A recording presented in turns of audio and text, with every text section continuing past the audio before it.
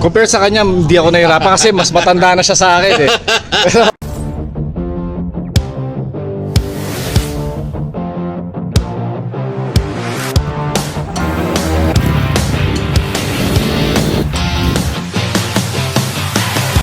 Good morning, Nuvale.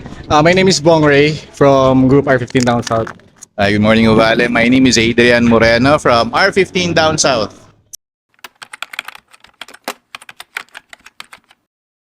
Yeah, sa first time rider na Ovale, swabe siya kasi kami talagang user kami ng backbone. Ngayon lang kami nakatikim ng track bike na mini Ovale, which is really good pagdating sa cornering. Okay yung power niya, balanse. Okay siya pang practice bike, lalo na sa mga sumasali ng race dito sa Pilipinas. Dagdag sa kanya, basically nagulat ako na na-adapt ko kagad kahit ang tagal ko na hindi nag-drive sa track. So, for a first timer, very good talaga. Highly recommended kung maaari bumili-bili. Compare sa kanya, hindi ako nahirapan kasi mas matanda na siya sa akin eh.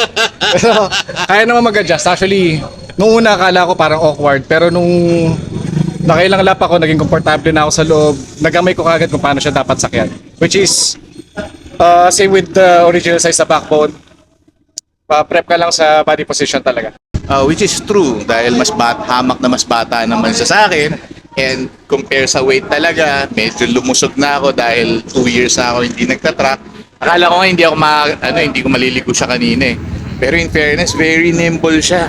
Nagulat talaga ako. Akala ko hindi ko din mako-corner na mabilis. Actually, bilis-bilis yung cornering ko kahit papaano eh.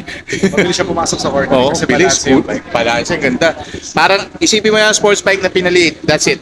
Yun lang, ganun kasimple lang siya. Oo naman. Yeah, Siyempre, solid. Definitely. Okay, sir, yun lang po. Thank you so much. Sa inyo.